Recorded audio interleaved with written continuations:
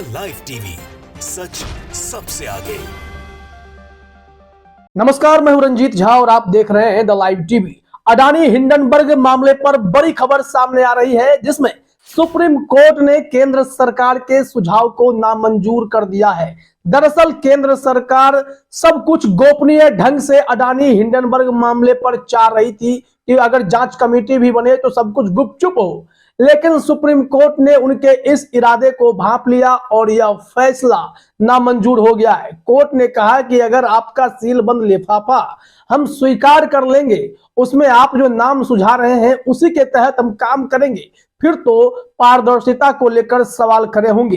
ये देश से जुड़ा मामला है तो इसमें ट्रांसपेरेंसी बहुत जरूरी है। विपक्ष को भी यह मालूम होना चाहिए कि अडानी हिंडनबर्ग मामले में अगर जांच कमेटी बन रही है तो उसमें कौन कौन से लोग हैं और जांच का प्रकार क्या होगा, कैसे इसे जांच की दिशा को आगे बढ़ाई जाएगी। तमाम बातों को लेकर सुप्रीम कोर्ट ने साफ तौर से केंद्र सरकार को झटका देते हुए कहा कि आप अपना सीलबंद लिफाफा वापस अपने पास रखिए।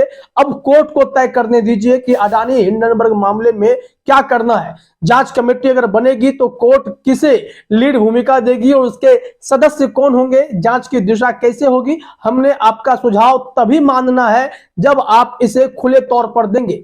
सीलबंद लिफाफा हम स्वीकार नहीं करने जा रहे हैं। सुप्रीम कोर्ट के इस फैसले की खूब चर्चा हो रही है और खबरें भी बनी है, तो इसके लिए हम आपको दैनिक भास्कर में छपी खबर भी बताएंगे। साथ ही साथ यह भी बताएंगे कि हिंडनबर्ग ने जो आरोप गौतम अडानी पर लगाए हैं और उसमें कौन कौन सी याचिका दी गई है।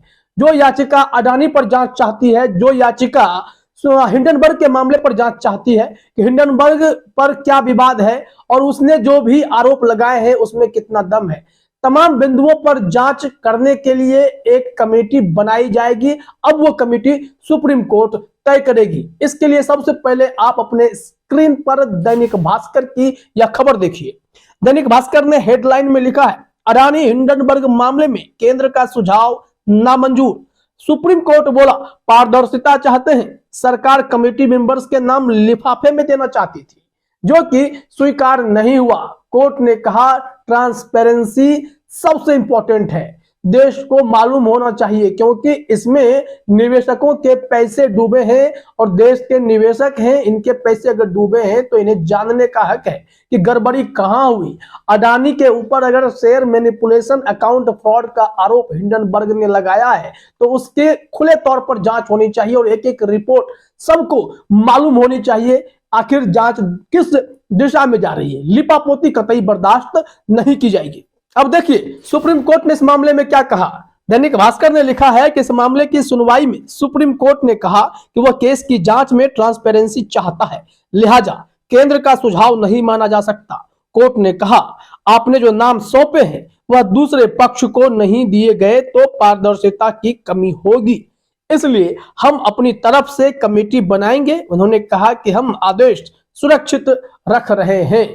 अब सुप्रीम कोर्ट का यह निर्देश तो आ गया और आदेश सुरक्षित रखने की भी बात कह दी गई है, यानी जांच कमेटी अब सुप्रीम कोर्ट तय करेगी कौन कौन सदस्य होंगे। लेकिन हिंडनबर्ग ने जो आरोप लगाए हैं उसमें क्या कुछ निहित है, क्या बातें हैं जिसके चलते देश में इतना बड़ा बवंडर खड़ा हुआ, विदेश तक में अडानी की चर्चा हुई, अडानी की जो संपत्ति है वो गिरती चली गई, 117 बिलियन डॉलर तक का नुकसान हो गया।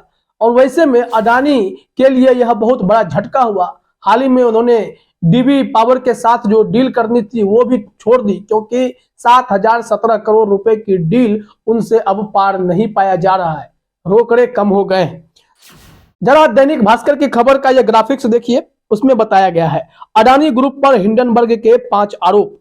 पहला यह है अडानी ग्रुप की कंपनियों ने उनके शेयरों की कीमत को मैनिपुलेट कर बढ़ाया, मनी लॉन्ड्रिंग और अकाउंटिंग फ्रॉड किया, 8 साल के दौरान 5 CFO बदला, ग्रुप की 7 कंपनियों के शेयर की कीमत 85% तक ज्यादा यानी स्काई रॉकेट वैल्यूएशन हुआ।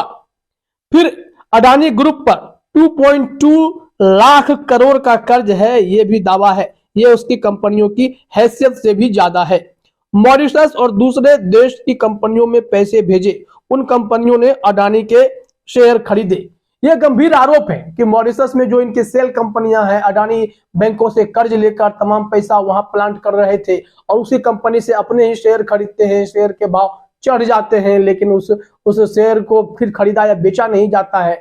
ये पोजीशन जो है अपने आप से सवालों के घेरे में आए। हालांकि हिंडनबर्ग को इसका फायदा हुआ। शॉर्ट सेलिंग का मतलब आप समझते हैं कि यहाँ पर दाम जैसे ही गिरते हैं तो वो जिस दाम पर वो बुक किए थे उन्हें बेच डालते हैं, इससे उतना प्रॉफिट उनको हो जाता है। तो प्रॉफिट तो उनको भरपूर हुआ हिंडनबर्ग वालों को, लेकिन जो ये आरोप अडानी पर लगाए हैं इसके जांच की जरूरत है। इस आरोप में कितना दम है उसकी सच्चाई सामने आनी चाहिए। इसको लेकर ही दुनिया भर में अडानी को लेकर जमकर चर्चा हुई। अब जरा देखिए, जो सुप्रीम कोर्ट में याचिका अलग अलग ढंग से गई, कुछ लोग जो अडानी पर जांच चाहते थे, कुछ लोग जो हिंडनबर्ग पर जांच चाहते थे, उन सब की याचिका इकट्ठी हुई। फिर इस मामले की गंभीरता को देखते हुए सुप्रीम कोर्ट ने निर्णय लिया कि सरकार इस मामले में कोई जांच कमेटी बनाए। सरकार का जवाब था कि हम जांच कमेटी बनाने के लिए तैयार हैं या फिर आप चाहें तो बना सकते हैं। लेकिन सरकार ने सुप्रीम कोर्ट से कहा था कि हम जो भी इंफॉर्मेशन आपको देंगे, जांच कमेटी मेंबर्स के नाम देंगे, वो सब गोपनीय रखें, सील बंद लिफाफे में रखें। और उस वक्त तो सुप्रीम कोर्ट ने कुछ नहीं कहा, लेकिन आज जैसे ही इस मामले पर सुनवाई हुई, सुप्रीम कोर्ट ने सबसे पहला प्रश्न ट्रांसपेरेंसी को लेकर ही उठाए कि अगर आपका सील बंद लिफाफा हमने एक्सेप्ट किया तो फिर देश में सवाल उठेंगे कि पारदर्शिता कहां है। और सुप्रीम कोर्ट ने कहा कि आपने कहा था कि ये हम भी कर सकते हैं, तो जांच कमेटी हम बनाएंगे। अब जरा याचिकाओं को देखते हैं कि क्या क्या आरोप कैसे कैसे लगाए जा रहे हैं अडानी के पक्ष में, हिंडनबर्ग के पक्ष में या एक दूसरे के विरोध में। इसके लिए दैनिक भास्कर की खबर देखिए, बताया गया है याचिकाओं में एफआईआर दर्ज करने और जांच की मांग है। 4 याचिकाएं सुप्रीम कोर्ट पहुंची थी। इसमें पहला, मनोहर लाल शर्मा ने याचिका में सेबी और केंद्रीय गृह मंत्रालय को हिंडनबर्ग रिसर्च के फाउंडर नाथन एंडरसन और भारत में उनके सहयोगियों के खिलाफ जांच करने और एफआईआर करने के लिए निर्देश देने की मांग की है। पहले एमएल शर्मा की याचिका है, वो ऐसा चाहते हैं। फिर विशाल तिवारी देखिए, उन्होंने सुप्रीम कोर्ट के रिटायर्ड जज की अध्यक्षता वाली एक कमेटी बनाने की मांग की और हिंडनबर्ग रिपोर्ट की जांच की मांग की। तिवारी ने अपनी याचिका में लोगों के उन हालातों के बारे में बताया जब शेयर प्राइस नीचे गिर जाते हैं, यानी शॉर्ट सेलिंग के मामले को लेकर के। अब आते हैं तीसरी याचिका पर जो जया ठाकुर ने डाली थी। जया ठाकुर ने इस मामले में भारतीय जीवन बीमा निगम LIC, भारतीय स्टेट बैंक SBI की भूमिका पर संदेह जताया है। उन्होंने LIC और SBI की अडानी एंटरप्राइजेज में भारी मात्रा में सार्वजनिक धन के निवेश की भूमिका की जांच की मांग की है। और आखिरी याचिका देखिए मुकेश कुमार की, उन्होंने अपनी याचिका में सेबी, ED, आयकर विभाग, डायरेक्टोरेट ऑफ रेवेन्यू इंटेलिजेंस से जांच के निर्देश देने की मांग की है। मुकेश कुमार ने अपने वकीलों रुपेश सिंह भदौरिया और महेश प्रवीर सहाय के जरिए यह याचिका दाखिल कराई है।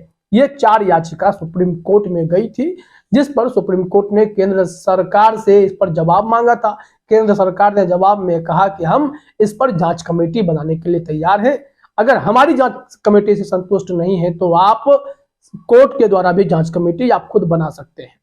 इस पर देखिए हुआ क्या, सुप्रीम कोर्ट ने कह दिया कि आपकी जांच कमेटी बंद लिफाफा वाली है, सो हमें मंजूर नहीं, देश को मंजूर नहीं, तो ये खुले तौर पर बनेगी। कोर्ट इस पर सब कुछ तय करने जा रहा है।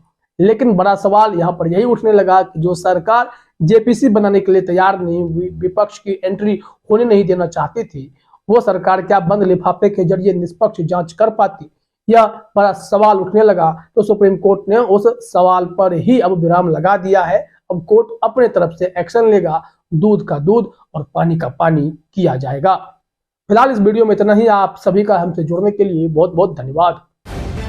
द लाइव टीवी, सच सबसे आगे।